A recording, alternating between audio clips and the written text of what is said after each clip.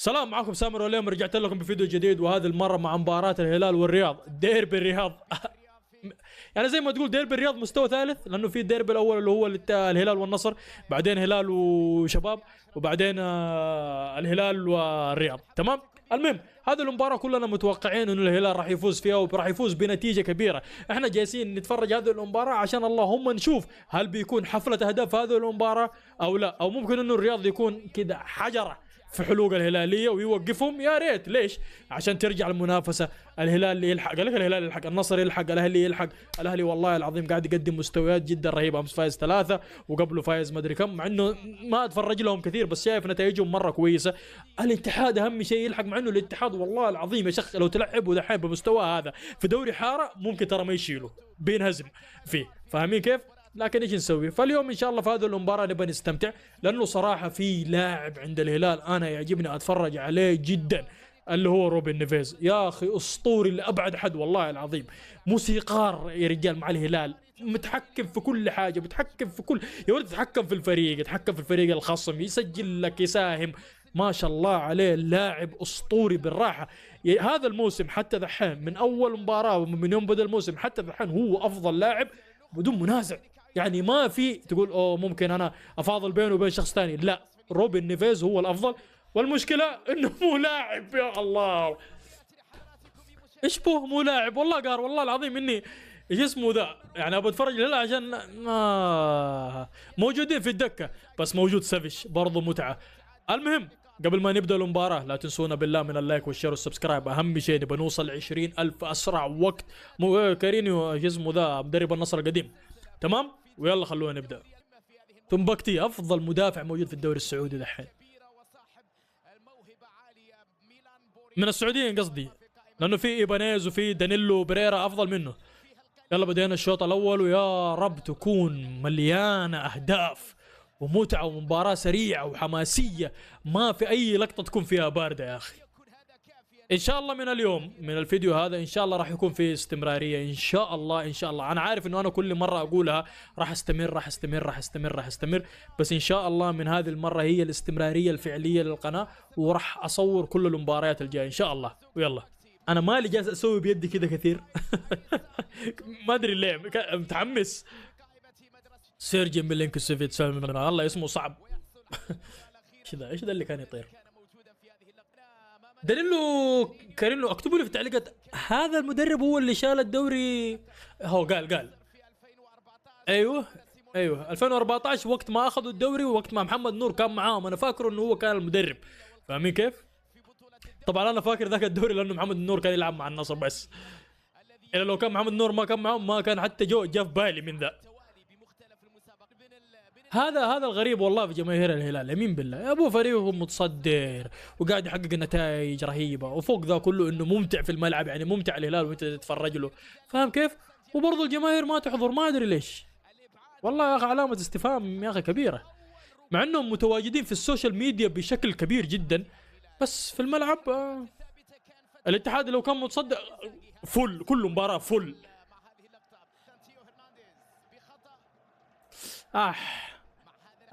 صادف ساقه والله صراحة، يستاهل خطأ، يعني يستاهل خطأ. والله 44 نقطة هم في الصدارة. أنا آخر مرة شفت الاتحاد أعتقد اليوم شفته عندنا 27 نقطة. يا ساتر، هذا وإحنا البطل الموسم اللي فات. إيه صدق المشجع ذاك اللي قال يا رجال إحنا أخذنا كل شيء الموسم اللي فات، بنقعد صايمين 3 مواسم يمكن.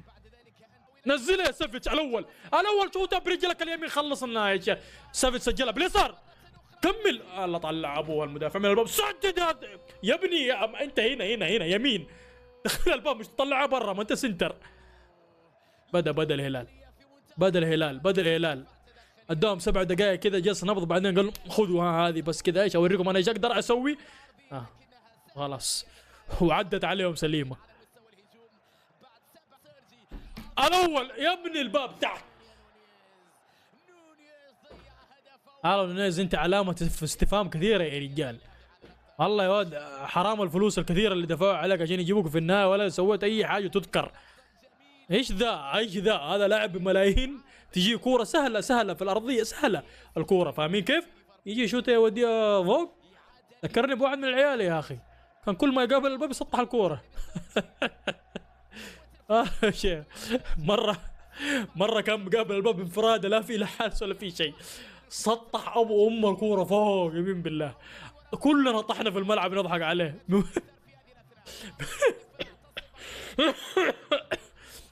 يا اخي من والله المقطع مو معايا الا كان بحطه شو اسمه ذا في الفيديو، فاهم كيف؟ من يوم من قوه من انه المشهد كان يضحك، اخذنا الهجمه دي حقه من كاميرات المراقبه اللي كانت موجوده في الملعب وتراسلناه واتنشرت مره. اوه يا اخي. الله سطح ام الكوره. اخ والله العظيم. يا سلام الاول، خش على قدام اشبك.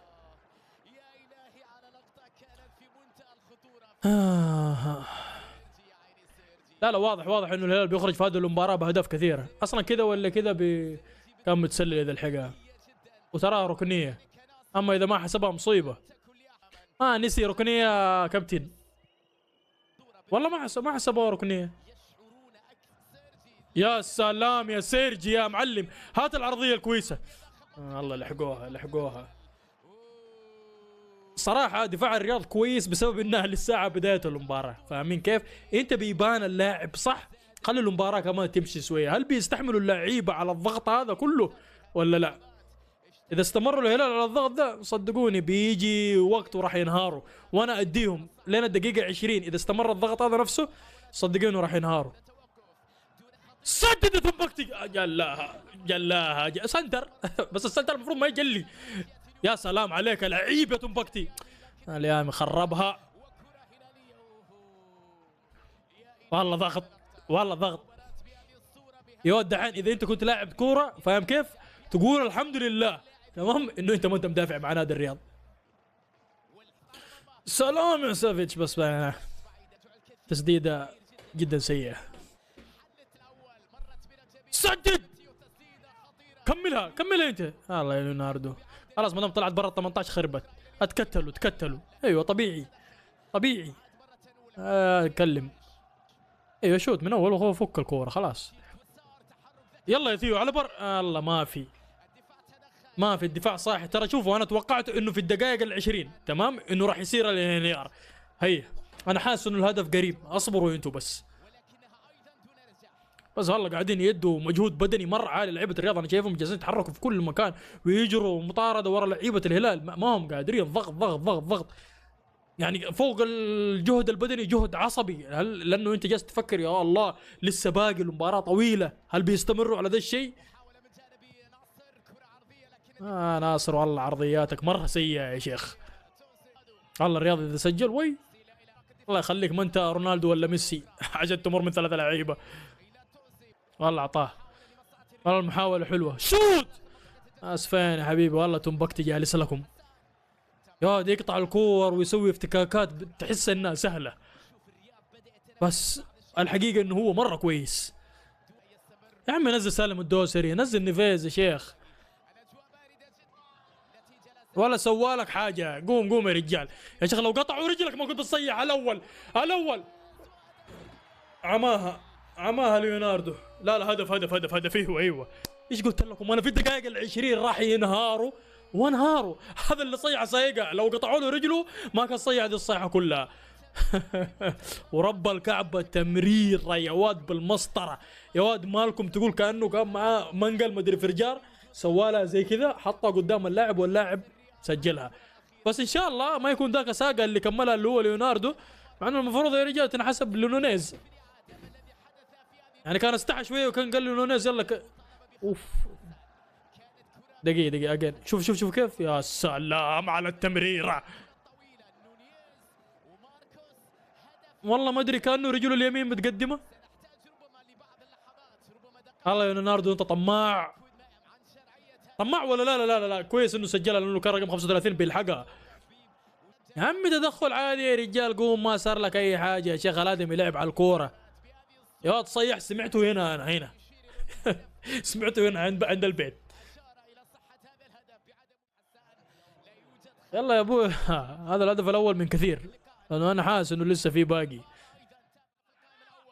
يا ليحي يا ليحي يا ربيع، يا ليحي يا ليحي. انا ما نسيت الجلع حقك حق المباراه الاخيره. هلا العظيم يا ولد، الحراس السعوديين كل واحد منهم يقول لك ايش العيد عندي يا ولد، بس يغلطوا. تمام تمام والله ما مش عارف يجي يمسك يا رجال. ايش يا ربي؟ ها انا دحين عرفت ليش ايش اسمه ذا المدرب مريح اللعيبه يعني، مريح سالم مريح نفيز، ما هو نازل يعني بقوه من البدايه، لانه اصلا المباراه الجايه ضد القادسيه والمباراه اللي بعدها ضد الاهلي، يعني عندك مباراتين مره قويه في الاسبوع الجاي. اعتقد المباراه الجايه اللي بتكون ضد القادسيه بتكون يوم الخميس، وبعدها بتكون الاثنين ضد الاهلي، بعدها بيرجعوا لدوري ابطال اسيا، والاتحاد بكره اعتقد والله ماني داري مع مين، والاتحاد مع النصر كمان قريب خلال الشهر الجاي يمكن خلال اسبوعين. يعني في مباريات حماسيه كثير جايه في الايام هذه الجايه، في الايام الجايه، ايش جالس اقول انا؟ ادي ليش يا ليوناردو تاخرت؟ والله تاخرت، والله تاخر ليوناردو، كان يمديه يا رجال من اول لمسه يدفها قدام لينونيز. يلا يا مالكم، هذه مالكم ايش بك؟ الله ما بيخليك تنبكتي، مستحيل مستحيل تمر من عنده. يا ولد ما شاء الله يا ولد، يا ولد يبهزك، يجي كذا جنبك فجأة يقرب يقرب يقرب يقرب من اللي يقطع منك الكورة. 1-1 حسان يفوز، ما يمديك تسحبه. اغلب المرات، اكثر المرات والله. سلام، الثاني هذا هو، هذا الثاني لو عرضها زي الناس اليامي. يا هذا السنتر ذا جابوه ولا حد داري يمكن من فين جابوه، ولا انا داري، انا شفته دحين يا رجال على طول يلعب، فجاه هي استنوا له ذا السنتر اللي ما حد يدري عنه مين هو ذا بابلو، تمام، فجاه افضل سنتر في الدوري بالراحه، كيف ما انت داري؟ هذه بسبب دائما حسن اختياراتهم دي، اللي يجيبوا لك لعيبه مره ممتازين، نادرا ما يجيبوا لاعب سيء الهلال. معقول الشوط الثاني ما بيكون فيه هدف ثاني؟ يوه معقول الشوط الاول ما بيكون فيه هدف ثاني؟ هذا مقص كذاب، هذا مقص مستحي. انتهى الشوط الاول، والله العظيم يعني كان شوط هلالي واضح من بدايته الى نهايته، من الدقيقه الاولى لين الدقيقه 45 الشوط هلالي، الشوط ازرق بتفوق كامل واكتساح كامل، ضغط لعب واداء، وفوق هذا كله هدف، والمفروض انهم كانوا يقدروا يجيبوا اكثر من هدف. فاهمين كيف؟ يعني لو كانوا لاعبين من البدايه كاملين، لو كان موجود سالم الدوسري موجود روبن نيفيز، كان النتيجه زادت عن كذا واختلفت كمان بزياده، كانت ممكن انها توصل 3. بس ان شاء الله يا رجال انه الشوط الثاني يكون فيه زياده اهداف. فاذا انت وصلت معايا هنا يا ريت يكون انك تضغط اللايك واشتركت في القناه، اوكي؟ ويلا نروح الشوط الثاني. طيب يلا بدينا الشوط الثاني، وان شاء الله يكون افضل بكثير من الشوط الاول.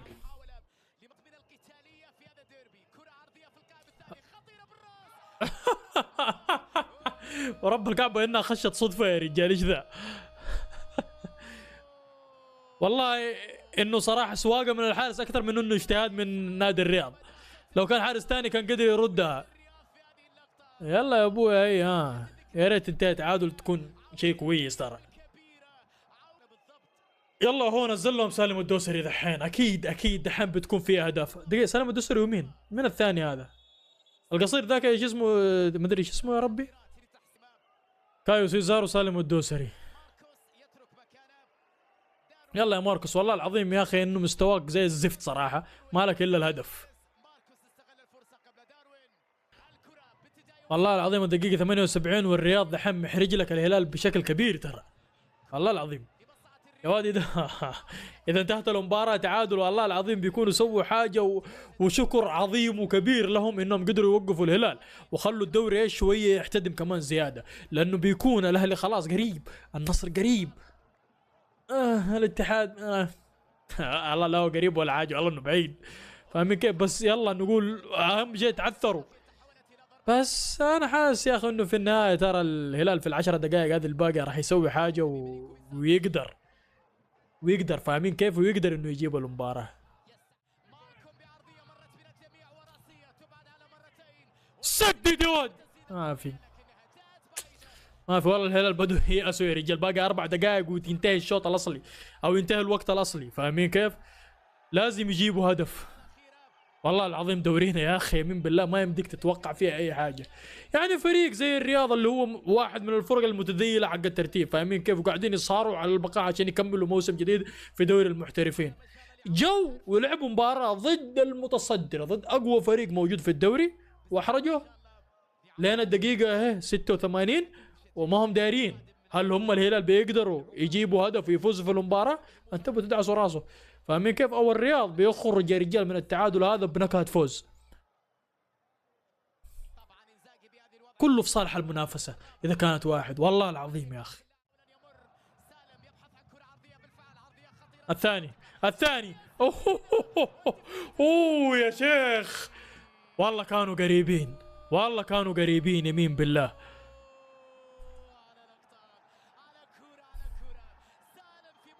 والله يا اخي انا اقول انه الهلال ضيع على نفسه المباراه.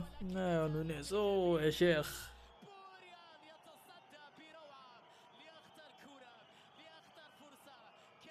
والله انقذهم يا شيخ.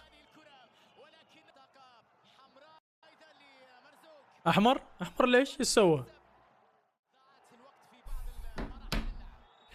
وي يا شيخ الدوم 10 دقائق 10 دقائق. يلا خلينا نشوف. ما دام الدوم ال10 دقائق دي عارف انه الهلال ترى راح يجيب الثاني. والله مقفلين صح، ما هم معطينهم فرصه انهم يتقدموا. يا سلام عليك، قلت لكم راح يجيبوا الثاني، راح يجيبوه، خشت الكوره، قلت لكم انهم راح يجيبوا الثاني. اوف سايد. نو لغوه، والله لغوه، والله سيرجي يمين بالله. شوفوا كيف بس بدقه واحده اول ما وصلته. اوف سايد، ايوه اوف سايد. خلاص واضح، انتوا جالسين تتكلموا على شيء واضح. لعيبة الرياض الحين بيتماوتوا كلهم اللي بيقول لك انا معايا كسر، اللي بيقول لك انا معايا شعر، اللي انا معايا رباط صليبي. يلا بس يبغوا يضيعوا وقت ويهدوا رتم المباراة عشان الهلال ما يقدر يسجل الهدف الثاني. ايش بك يا ابني، ايش بك؟ والله يا الربيع ذا انه اذا كثر كمان زيادة يلعبوا مباراة تعرف انه بيجيب الطامة. اعتقد هذا اخر هجمة، اذا ما قدروا يجيبوها خلاص بيصفر الحكم. يلا عيش يا حارس.